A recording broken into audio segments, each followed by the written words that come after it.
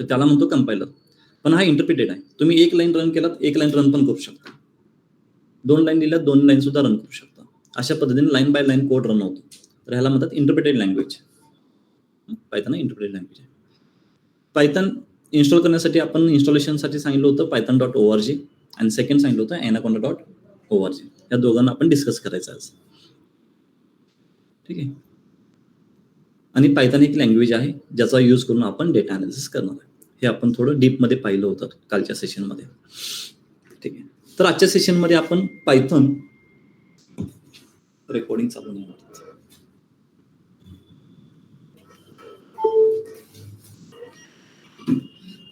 Screen share नाही केलेलं मी. Weight, मी screen share करेन.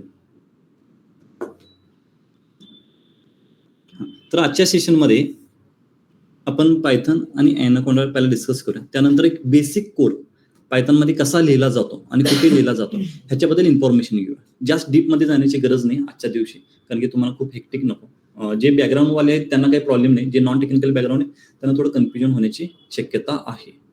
सो सर्वांनी पायथन आणि ॲनाकोंडा इन्स्टॉल केलेलं असेल मी कन्सिडर करतो. आता दोघांचा यूज काय बघा. एक मिनिट, मी स्क्रीन शेअर करतो.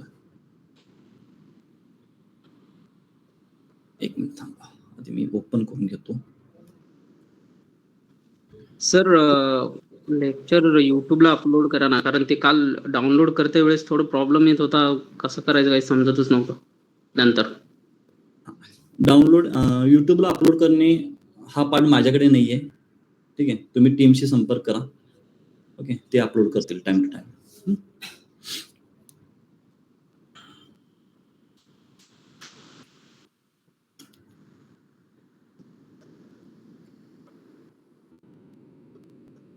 स्क्रीन विजिबल आहे का सर्वांना? Online participant? Okay, done. बघा, सुरुवातीला मी सांगितलं होतं python.org, करेक्ट? python.org. डाउनलोडला गेल्यानंतर ऑटोमॅटिक तो डिटेक्ट करेल तुमचा जो काही पीसी असेल आणि तो तुम्हाला सजेस्ट करेल की तुम्हाला काय डाउनलोड करायचं आहे आणि ते डायरेक्टली डाउनलोड करा. सेकंड तुम्हाला डाउनलोडसाठी मी बोललो होतो anaconda.org. ठीक आहे. Download anaconda. रजिस्ट्रेशन स्किप करा, केलं तरी काय प्रॉब्लेम नाही. लिंक तुमच्या मेलला येईल. स्किप रजिस्ट्रेशन आणि डिस्ट्रीब्युशन डाउनलोड. ठीक आहे. जेव्हा तुम्ही डाउनलोड कराल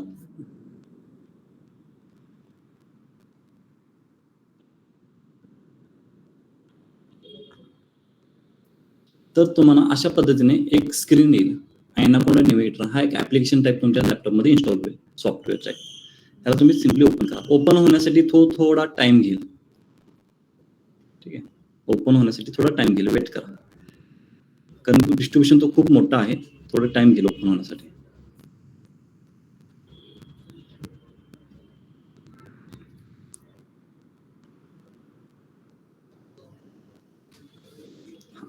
हा डिस्ट्रीब्युशन ओपन झालेला आहे.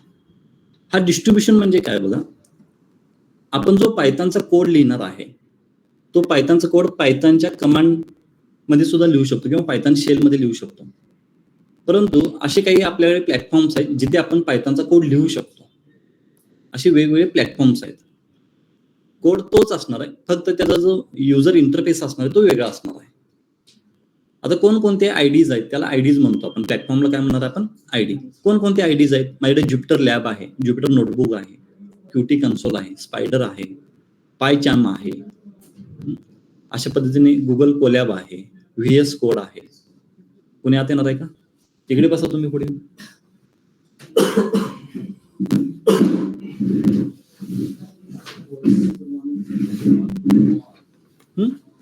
व्हीएस कोड आहे. तर हे काय तुमचे प्लॅटफॉर्म्स आहेत जिथे आपण पायथनचा कोड लिहू शकतो. आता या प्लॅटफॉर्मचा बेनिफिट काय? प्रत्येक प्लॅटफॉर्म काही ना काही बेनिफिट्स आपल्याला प्रोव्हाइड करतो, फॅसिलिटी प्रोव्हाइड करतो.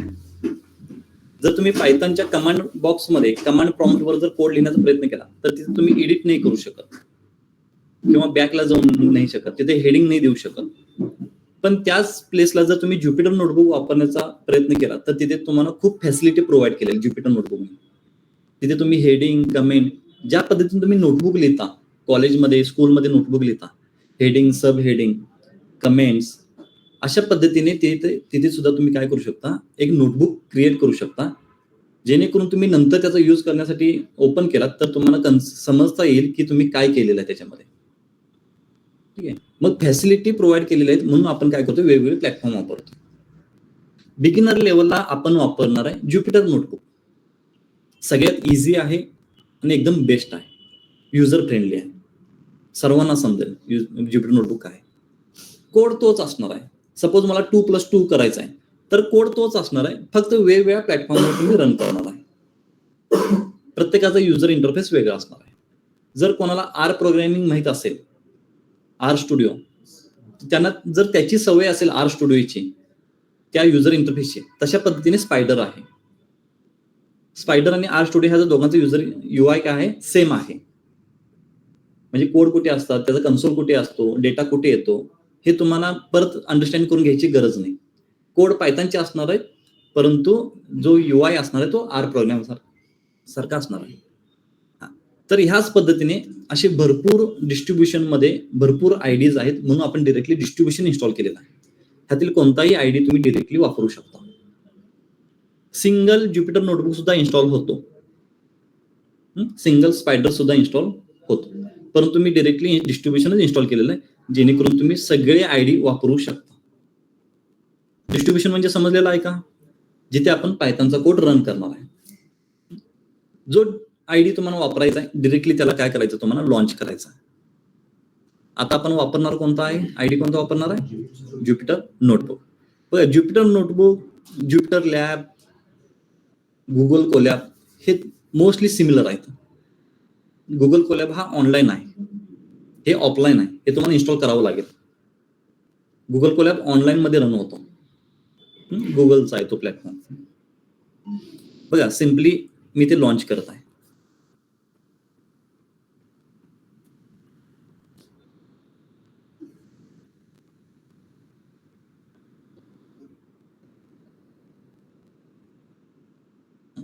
हा त्याचा होम पेज आहे, ज्युपिटर नोटबुकचा होम पेज आहे. जेव्हा तुम्ही ज्युपिटर नोटबुक ओपन कराल तेव्हा होम पेज येईल. तर त्या डिस्ट्रीब्युशन मध्ये जाऊन लॉन्च करणे हा एकच वे नाहीये, अजून 2-3 वेज आहेत ज्याच्यामुळे तुम्ही ज्युपिटर नोटबुक ओपन करू शकता. सध्या प्रायमरी लेवलला तुम्ही फक्त लॉन्च कन्सेप्ट लक्षात घ्या, डिस्ट्रीब्युशन ओपन करणे आणि लॉन्च करणे. मी थोड्या वेळाने परत एक कन्सेप्ट सांगेन ज्याच्या थ्रू तुम्ही ज्युपिटर नोटबुक ओपन करू शकता. बघा, हे तुमचे फोल्डर्स आहेत, हा डेस्कटॉपचा आहे, हे डेस्कटॉपचे फोल्डर्स आहेत. आता आपण काय करूया, एक न्यू नोटबुक घेऊया. बघा, न्यू पायथॉन. ठीक आहे, न्यू नोटबुक, हा नोटबुकचा UI आहे.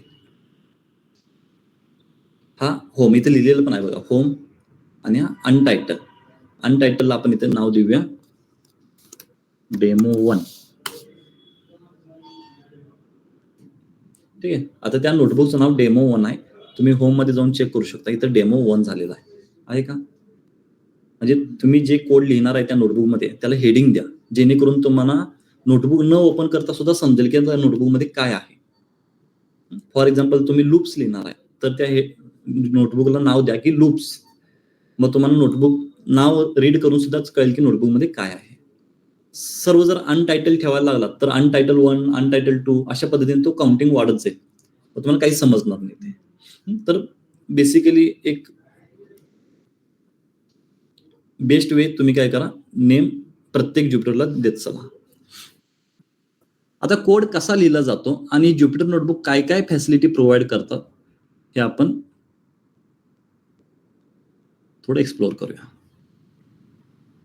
मी थोडं झूम केलेलं आहे. आता मी ते कोड लिहितोय, मी सिंपल कोड लिहितोय बरं का, 2+3 इथे कोड लिहायचा आहे. जो कोड लिहितो ना, जो बॉक्स आहे त्याला सेल म्हणतात, CELL. काय म्हणायचंय, सेल. रन करण्यासाठी इथे ऑप्शन आहे, रन. ठीक आहे, अशा पद्धतीने तुम्ही काय करू शकता, रन करू शकता. ठीक आहे. जर तुम्हाला अजून सेल ऍड करायचे असेल तरी ते प्लसचं साइन आहे, प्लस साइन नुसार तुम्ही सेल ऍड करू शकता. तुम्ही जेवढे हवे तेवढे सेल ऍड करू शकता. कोड सिक्वेन्सनेच लिहायला पाहिजे असं काहीही नाहीये. तुम्ही कोड कसाही लिहू शकता, कुठेही लिहू शकता, फक्त तुम्हाला सेलमध्ये लिहायचं. कोड आपण पाहणार आहे नंतर, परंतु फक्त आता बेसिकली ज्युपिटर नोटबुक कसा वापरायचा ह्याच्यासाठी मी एक सिंपल कोड घेत आहे जो अर्थमेटिक ऑपरेशन मध्ये येतो. ठीक आहे. रन, ऍडिशन जर नको असेल तर कट.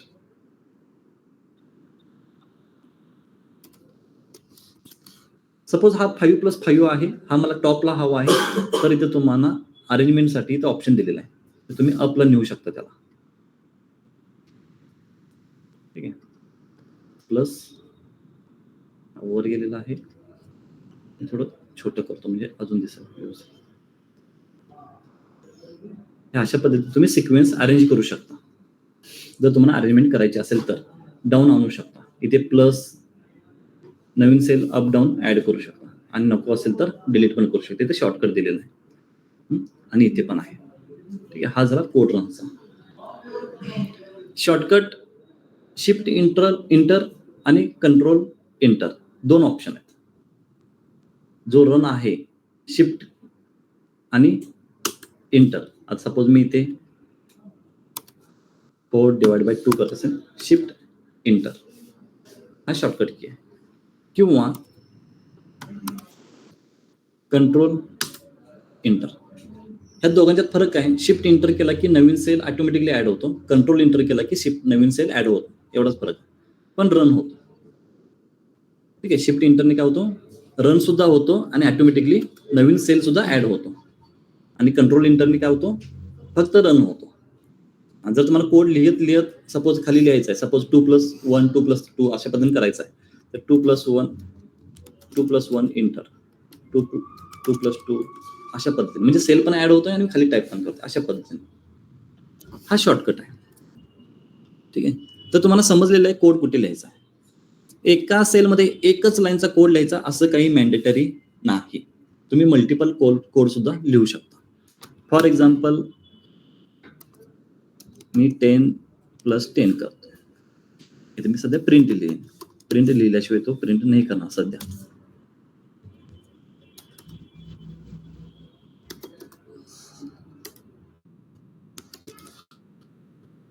एका कोडमध्ये तुम्ही कितीही लाईनचा कोड लिहू शकता.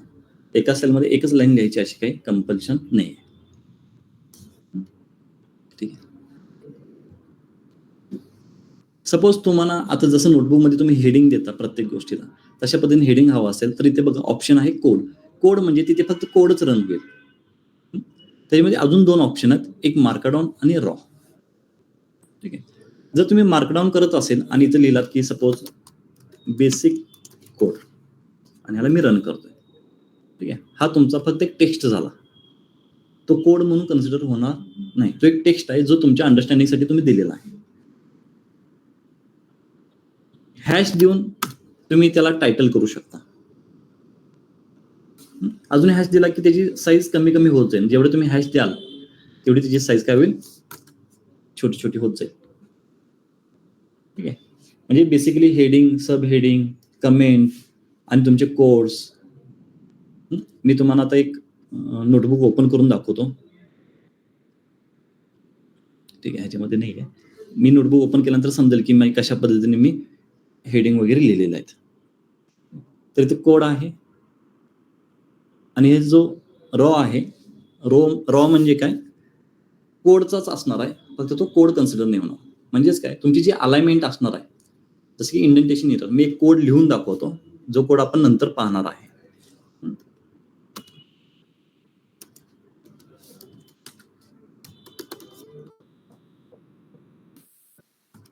हा एक कोड आहे सपोज, हा एक सिंपल कोड आहे. इथे इंडेंटेशन आहे. इंडेंटेशन म्हणजे की ते प्रॉपर अलाइनमेंट आहे. ही प्रॉपर अलाइनमेंट चुकली की कोड चुकतो. पण मला हे एक्सप्लेन करायचं आहे. काय एक्सप्लेन करायचं आहे की हा काय तुमचा सपोज कंडिशन आहे, बरोबर आहे, आणि ही तुमची बॉडी आहे. पुढे हा जर मी रन केला की तो एरर येईल, कारण की तो काही कोड नाही आहे ऍक्च्युली. तर त्यासाठी मला काय करावं लागेल, हेच अलाइनमेंट ठेवायचं आहे. तर तुम्ही रॉ मध्ये कन्वर्ट करा. तो आहे तसा स्टेबल राहील. जर तुम्ही मार्कडाऊन केला ह्याला तर काय होईल, तो पूर्णपणे त्याची अलाइनमेंट चेंज करून टाकेल.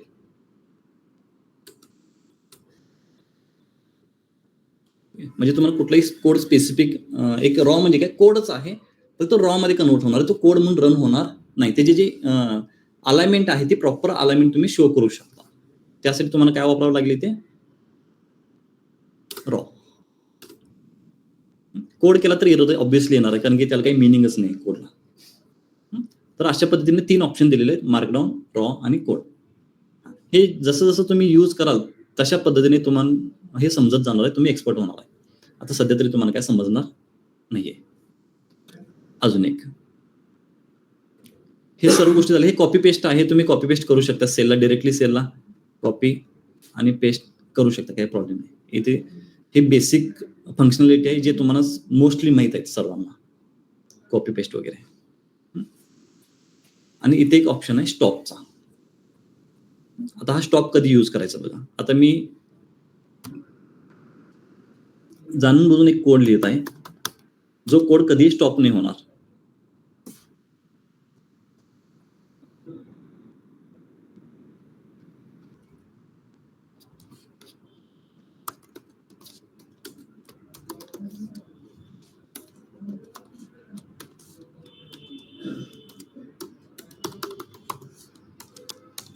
असा मी कोड लिहिलेला आहे. आता हा जो कोड आहे तो कधी स्टॉप नाही होणार, कारण की तसा कोड लिहिलेला आहे मी. तो कसा आहे कोड मी नंतर सांगेन, पण तुम्हाला मी फंक्शनॅलिटी सांगतोय. हा जो स्टार आहे, स्टारचा अर्थ की तुमचा कोड रनिंग मध्ये आहे. जोपर्यंत तिथे नंबर येत नाही तोपर्यंत तो कोड कम्प्लीट झालेला नाहीये, लक्षात ठेवा. कधी कधी काय होईल, तुम्ही कोड रन करत जाल आणि आउटपुट येणार नाही, तर त्या केसमध्ये सर्च करा की स्टार कुठे आहे, म्हणजे तो कोड अजून सुद्धा रनिंग मध्ये आहे, तो स्टॉप नाहीये. आणि जर तुम्हाला स्टॉप करायचं असेल तर इथे ऑप्शन आहे स्टॉप. समजलं ह्याचा यूज कसा आहे. हे रन, हा स्टार आणि हा स्टॉप. बघा, मी हा कोड रन करताना 2+3 करताना लगेच नंबर येतो, म्हणजे तो लगेच रन झालेला आहे, स्टार नाही तिथे. कधी कधी तुम्ही जेव्हा लेंदी कोड लिहिता तेव्हा तो स्टार वापरतो, कारण की त्याला तेवढा टाइम लागतो, टाइम स्पॅम लागतो रन होण्यासाठी. तर स्टारचा अर्थ तसा आहे, ठीक आहे. आणि बाकीचे हे रन मधले ऑप्शन आहेत, run above, run below, run all. एकाच वेळी तुम्हाला पूर्ण हे पायथॉनची नोटबुक रन करायची असेल तर डायरेक्टली रन ऑल सेल, हे अशा पद्धतीने रन सिलेक्टेड वगैरे करू शकता. हे तुम्ही पाहता. हा जो कर्नल आहे, जर सपोज तुम्हाला असं वाटलं की तुमचा पीसी हँग होत असेल किंवा नोटबुक आउटपुट देत नसेल, हँग होत असेल, तर त्याला रिफ्रेश करण्यासाठी कर्नल रिस्टार्ट करतो आपण. कर्नल म्हणजे इथे हा कर्नल असतो, ऍक्च्युली हा रिस्टार्ट होतो. रिस्टार्ट म्हणजे परत तुम्हाला कोड रन करावा लागेल. कर्नल रिस्टार्ट, इथे कर्नल अननोन येईल, आता रिस्टार्ट झालेला आहे. म्हणजे एक रिफ्रेश टाईप असं कन्सिडर करू शकतो तुम्ही, कर्नल रिस्टार्ट. जर कधी हँग झाला, आता सपोज इथे स्टार आला, तर तुम्ही डायरेक्टली कर्नल रिस्टार्ट पण करू शकता.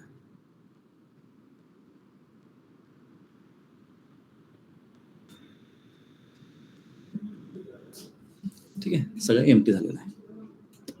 तर ही फॅसिलिटी प्रोव्हाइड करतो फक्त ज्युपिटर नोटबुक. एकदम युजरसाठी एकदम बेस्ट वे आहे. बाकीच्या आयडी पेक्षा ह्याला तुम्ही प्रेफर करू शकता.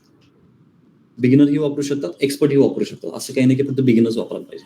तुम्ही पायथन कोड शिकूपर्यंत एकदम एक्सपर्ट लेवलला जोपर्यंत हा वापरा, आणि त्यानंतर तुम्ही VS कोड किंवा एक स्पायडर वगैरे वापरू शकता, जो .py एक्सटेन्शन असतो त्याचा. ह्याचा एक्सटेन्शन आहे .ipynb. काय एक्सटेन्शन आहे? IPYNB, I Python notebook. तुम्ही पुढे जाऊन .py एक्सटेन्शनचे आयडीज वापरायला चालू करा, एक्सपर्ट लेवल केला तर. तिथे असे सेल वगैरे काय नसतात, कंटिन्यू कोड असतात. तिथे हेडिंग वगैरे लिहायला काही ऑप्शन नाहीये. तिथे डायरेक्ट पूर्ण कोर कोड असतो, त्याला .py फाईल म्हणतो आपण. सध्या आपण IPYNB मध्ये करूया. दोघांच्या मध्ये सेमच कोड आहे, कोड मध्ये काही चेंजेस, फक्त फाईलचं एक्सटेन्शन बदललेलं आहे. ठीक आहे. आता ही जी फाईल आहे,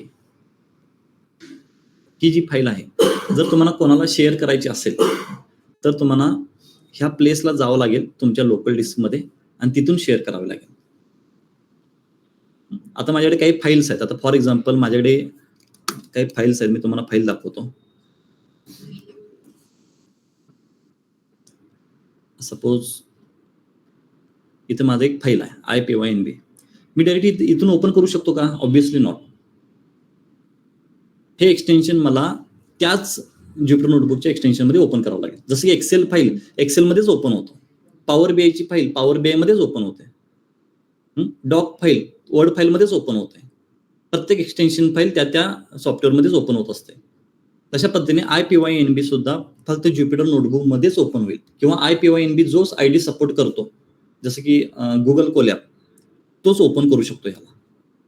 तुम्ही डायरेक्टली ह्याच्यावर डबल क्लिक केला की ओपन होणार नाही. काही जणांची भरपूर बिगिनर वाल्यांची क्वेरी येतात की सर हा माझा ओपनच होत नाही.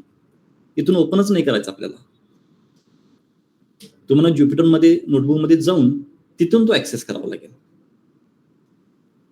ठीक आहे.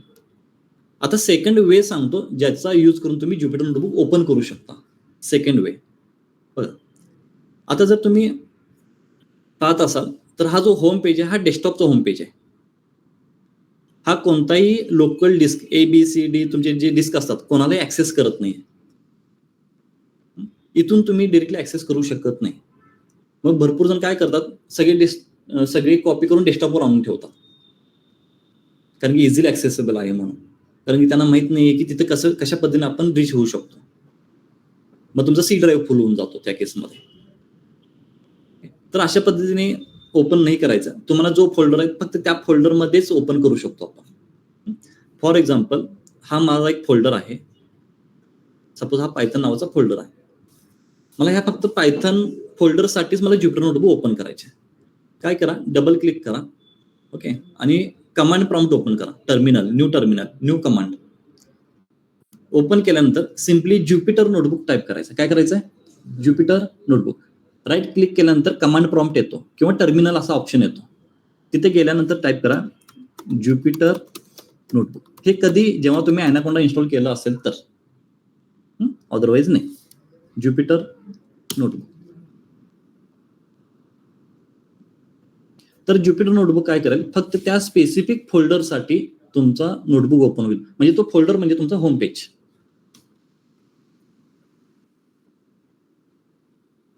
ठीक आहे. हे माझे फोल्डर मधले फोल्डर्स आहेत. हा माझा होम पेज झाला पूर्ण.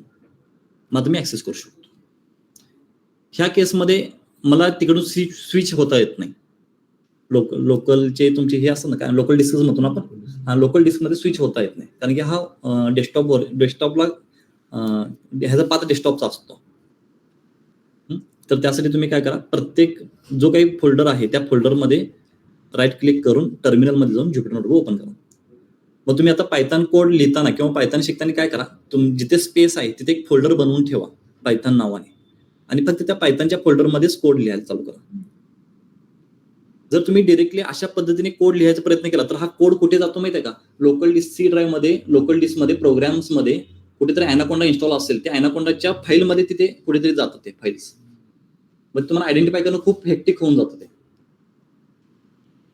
ते प्रोग्राम्स जिथे इन्स्टॉल होतात ना PC मध्ये, तिथे ॲनाकोंडा 3 नावाचा एक जेव्हा इन्स्टॉल करतो तिथे एक फोल्डर असतो. त्या फोल्डरमध्ये कुठेतरी हे ज्युपिटर नोटबुक, हे डेमो 1 तिथे कुठेतरी जाऊन प्लेस होतात. मग ते आपल्याला शोधायला कठीण जातं. मग काय करा, एक फोल्डर क्रिएट करा जिथे तुम्हाला चांगला स्पेस आहे लॅपटॉपमध्ये, कोणत्याही ड्राईव्हमध्ये. फोल्डरला ओपन करा, फोल्डर क्रिएट करा, एक नाव द्या सिम्पल, तुम्हाला जे हवं ते नाव द्या, आणि त्याच्यामध्ये फाईल्स क्रिएट करा. त्याच्यामध्ये फाईल्स नसतील तर ज्युपिटर नोटबुक ओपन करा आणि इथून फाईल क्रिएट करा, न्यू पायथन. ऑटोमॅटिकली तिथे ते स्टोअर होते. हे बेसिक गोष्टी आहेत जे मोस्टली लोकांना माहित नसतात, म्हणून मी तुम्हाला ऑलरेडी सांगत आहे. कन्सेप्ट समजली ज्युपिटर नोटबुकची. ज्युपिटर नोटबुक हा एक आयडिया आहे, फक्त आयडिया आहे जो फॅसिलिटी प्रोव्हाइड करतो. ह्याच्यामध्ये अजून फॅसिलिटी आहेत, मी तुम्हाला स्टेप बाय स्टेप पुढे सांगत जाईल कशा पद्धतीचे फॅसिलिटी आहेत.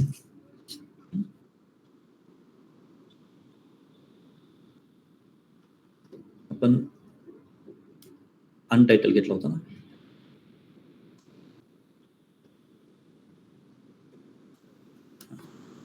बघा अजून काय फॅसिलिटी प्रोव्हाइड करतो बघा.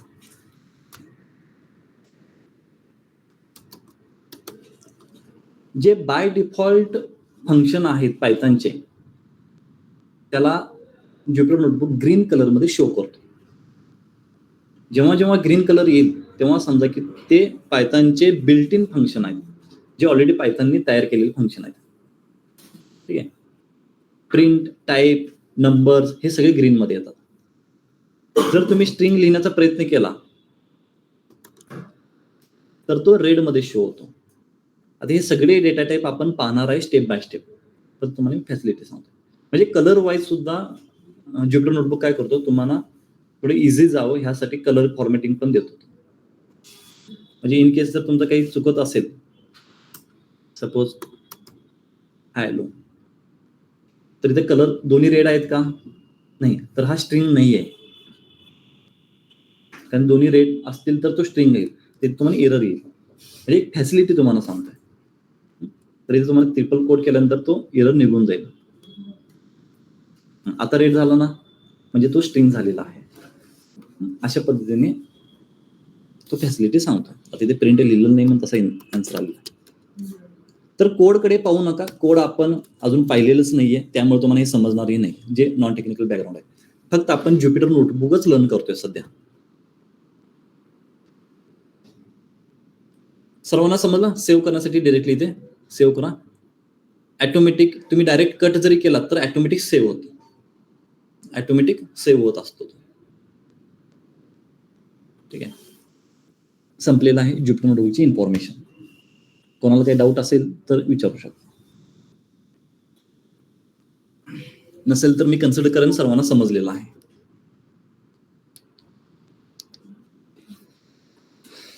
ठीक आहे. तर मी काही नोट्स क्रिएट केलेले आहेत. त्या नोट्स प्रमाणे आपण स्टेप बाय स्टेप पुढे जाऊया. ठीक आहे.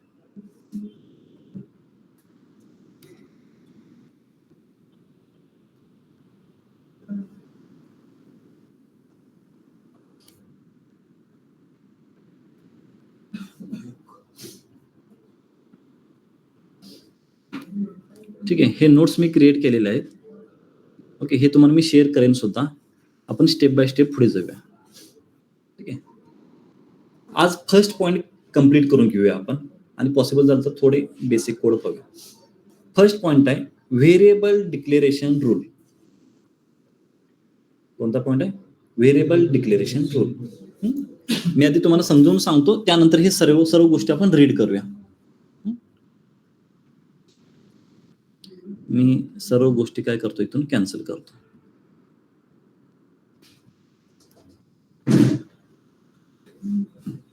ठीक आहे. बघा, a = 10. ह्याचा अर्थ काय आहे की 10 ही व्हॅल्यू मी a मध्ये स्टोअर केलेली आहे. 10 ही व्हॅल्यू मी a मध्ये स्टोअर केलेली, किंवा 10 ही व्हॅल्यू a ला मी असाइन केलेली आहे. तर a म्हणजे काय आपला आता सध्या 10. जेव्हा जेव्हा मी a ला प्रिंट करेन, प्रिंट a, तेव्हा मला आन्सर काय भेटणार आहे? 10. कारण की aच म्हणजे आपला 10 आहे. सपोज b मध्ये मी -100 करत असेल, तर b ची व्हॅल्यू काय असणार आहे? -100. कारण की 20 म्हणजे -100 आहे, कारण इक्वल टू साइन दिलेलं आहे आपण. तर मी डायरेक्टली इथे सुद्धा लिहू शकतो प्रिंट b. मग आपण जे व्हॅल्यू स्टोअर करतो, ज्याच्यामध्ये स्टोअर करतो त्याला व्हेरिएबल म्हणतो. जसं की a आपला व्हेरिएबल झाला, b आपला व्हेरिएबल झाला. हे व्हेरिएबल आहेत ज्याच्यामध्ये आपण काय करतो? व्हॅल्यू स्टोअर करतो. Single value, multiple value, string, भरपूर गोष्टी आपण व्हेरिएबल मध्ये स्टोअर करतो, आणि व्हेरिएबल खूप इम्पॉर्टंट आहेत. म्हणजे हे व्हेरिएबल आहेत a, b, किंवा अजून तुम्ही डिफाईन कराल तर त्यासाठी काही रूल्स आहेत. तुम्ही त्याच फॉर्मॅटमध्ये व्हेरिएबल डिक्लेअर करू शकता. फॉर एक्झाम्पल, इंस्टाग्रामवर आयडी आहे. इंस्टाग्रामवर आयडी क्रिएट करण्यासाठी त्याचे रूल्स आहेत. तुम्ही स्पेस वापरू शकता का युजर नेमसाठी? Little angel.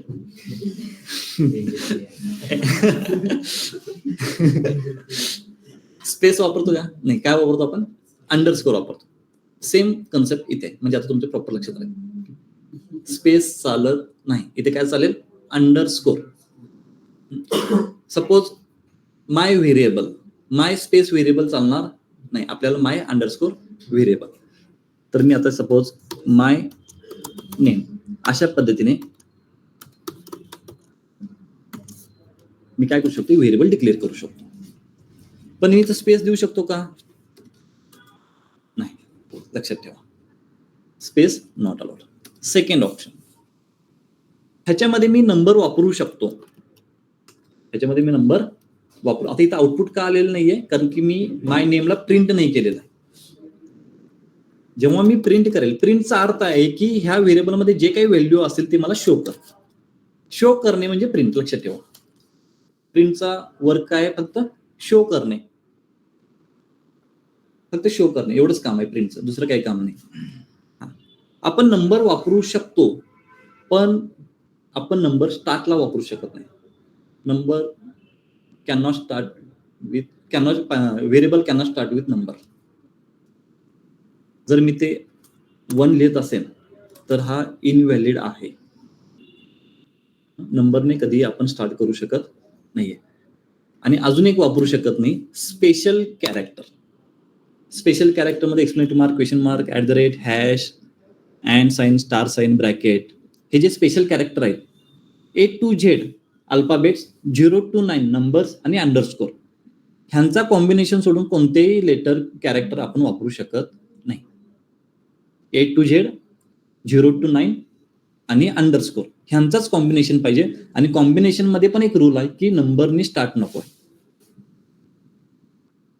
आता मी काही व्हेरिएबल तुम्हाला इथं असाइन करून दाखवतो. फक्त तुम्ही व्हॅलिड आहे की इनव्हॅलिड आहे तर तुम्हाला एवढंच सांगायचं. मी इथे एक एक लिहित जाईन.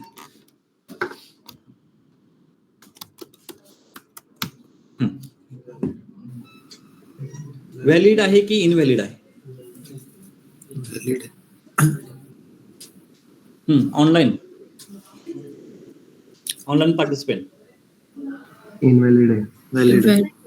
व्हॅलिड. मी फक्त काय सांगितलं, स्टार्ट कशाने नको आहे आपल्याला? नंबरने नको आहे. मी फक्त एकच वर्ड वापरलाय ना. मी असं अंडरस्कोर असं बोललो होतो का तुम्हाला? नाही. फक्त मी नंबर बोललो होतो. तर इथे नंबर आहे का स्टार्टला? नाही. कॉम्बिनेशन अंडरस्कोर आणि कॅरेक्टर्स आहेत ना. स्पेशल कॅरेक्टर आहे का? नाही. मग हा व्हॅलिड आहे. हा तुमचा व्हॅलिड आहे. रन झालेला आहे म्हणजे व्हॅलिड आहे. मी आता प्रिंट करत बसणार नाही. ABC 1 2 3 = 10 व्हॅलिड आहे. 1 2 3 ABC = 10 इनव्हॅलिड. इनव्हॅलिड आहे. इनव्हॅलिड. ठीक आहे. Underscore 1 2 3 valid. हा व्हॅलिड. हा ठीक आहे, व्हॅलिड आहे. इनव्हॅलिडचे रिझन काय? स्टार्टला आहे का? फक्त स्टार्टला नको आहे ना, एवढं लक्षात ठेवा. स्टार्टला नंबर नको आहे. कॉम्बिनेशन मध्ये नंबर्स असेल तर चालतील. हा व्हॅलिड आहे. इनव्हॅलिड. हा इनव्हॅलिड आहे.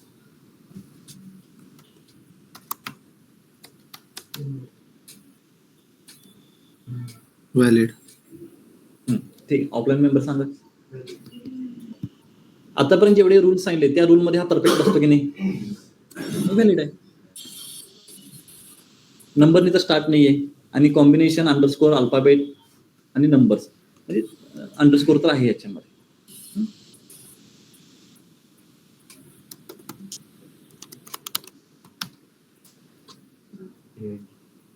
Reason correct.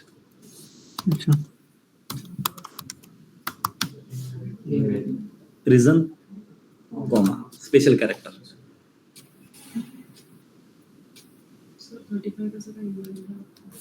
कुठे 35? हा का? @ स्पेशल कॅरेक्टर कुठेच चालत नाही. स्पेशल कॅरेक्टर कुठेही चालत नाही. ठीक आहे, लक्षात ठेवा.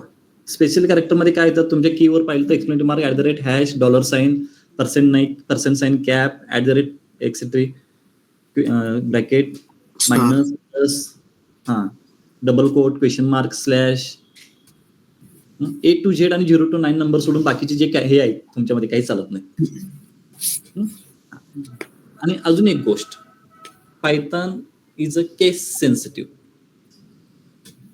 केस सेन्सिटिव्ह म्हणजे बोथ आर डिफरंट. याचा आन्सर काय येणार आहे? प्रिंट एचा आन्सर 10 आणि प्रिंट कॅपिटल एचा आन्सर 20. हे लक्षात राहू द्या तुम्हाला. पायथन हा केस सेन्सिटिव्ह आहे.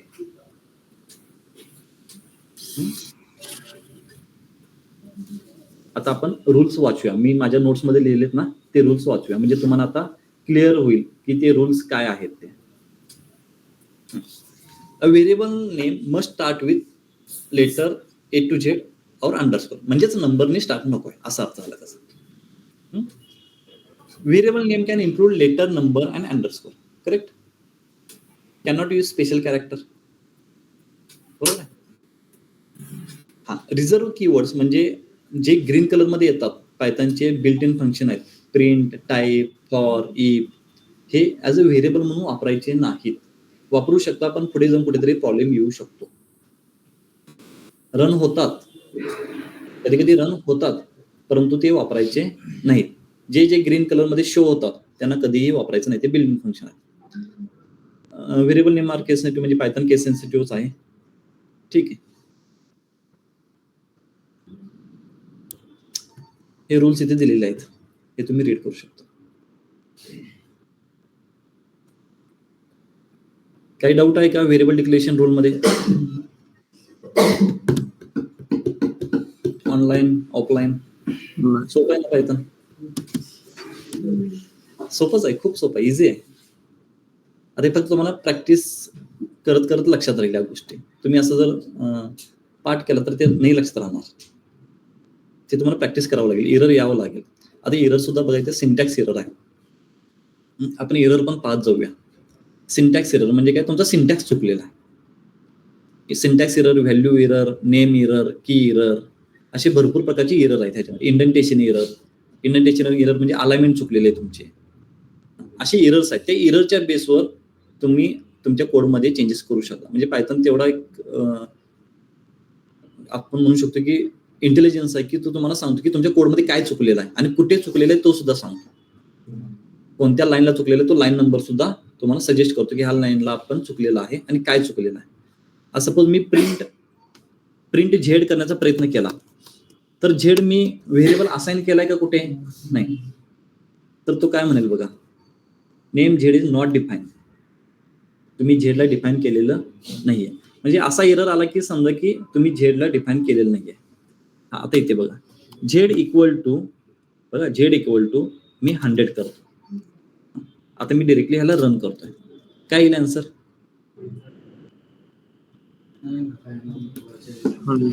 100. ठीक आहे. हे कधी होतं माहिती आहे? तुम्ही आता तुम्हाला पायथन येत असेल किंवा तुम्ही यूज केला असेल पायथन म्हणून तुम्हाला माहित आहे. आता बघा, हा 43 नंबर आहे. हा कोणता आहे? 41 नंबर आहे. 43 नंतर मी कोणता कोड रन केलाय का? नाही. म्हणजे मी रन केलेलं नाही, म्हणजे झेडला मी कोणती व्हॅल्यू असाइनच नाही केली अजून. फक्त लिहिलेलं आहे, मी टाईप केले. जोपर्यंत रन करत नाही तोपर्यंत तो असाइन कसा होणार? बरं, इथे मी फक्त टाईप केले ना, टाईप करून काही होत नाही, त्याला रन करणं गरजेचं आहे. मी आता परत झेड रन केला तर तो नॉट डिफाईनच म्हणेल. जेव्हा मी ह्याला रन करेन, आता असाइन झालेली आहे व्हॅल्यू, आता तुमची व्हॅल्यू येईल 100. लक्षात ठेवा. कधी कधी काय होतं की तुम्ही कोड जर नोटबुक परत ओपन केला आणि डायरेक्टली तुम्ही इथं येऊन रन करण्याचा प्रयत्न केला तर तो नॉट डिफाईन म्हणेल. का? तुम्ही सुरुवातीपासून रन करा. तुम्ही तो फक्त कोड लिहून ठेवलेला आहे, तो परत तुम्हाला रन करावा लागेल. नवीन नोटबुक क्लोज करून ओपन केला की कोड तुम्हाला स्टार्ट पासून रन करावाच लागेल. लक्षात ठेवा. म्हणजे तुम्ही आता रन केलेला आहे आणि 2 दिवसानंतर तुम्ही इथूनच कंटिन्यू कराल, नाही करू शकत. स्टार्ट पासून एंड पर्यंत कोड रन करावा लागेल, मग कंटिन्यू करू शकता. म्हणजे वरचे व्हेरिएबल जर तुम्हाला ऍक्सेस करायचे असतील तर, जर करायचे नसतील तर कंटिन्यू करू शकता, काही प्रॉब्लेम नाही. ठीक आहे, किती वाजले? थांबूया आज, जास्त लोड नकोय तुम्हाला. आज थांबूया. फक्त काय करा, हे प्रॅक्टिस करा. आता तुम्हाला मी एक होमवर्क देतो. काय करा, एक 20 व्हेरिएबल असाइन करून घ्या. 10 invalid, 10 valid. 10 valid variable declare करा आणि 10 इनव्हॅलिड. व्हॅल्यू काही असाइन करा, डझंट मॅटर, काही करा, काय प्रॉब्लेम नाही. तर तुम्हाला माहिती होते की व्हॅलिड कोणते आहेत आणि इनव्हॅलिड कोणते आहेत. मी तर लिहिण्याचा प्रयत्न केलेला आहे, तरी सुद्धा तुम्ही हे नोट्स मी लगेच शेअर करेन तुम्हाला. त्याचा यूज करून तुम्ही इथं पाहू शकता व्हॅलिड इनव्हॅलिड. काय इनव्हॅलिड आहे इथं लिहिलेलं पण आहे. ठीक आहे, थांबूया आपण. सर हां बोला. सर DA-92 वरती पाठवाय. DA 19. 19 कोण? 19 पण आहे का याच्यामध्ये? हो मी आहे. तू आहे का? ओके, चालेल, पाठवतो मी.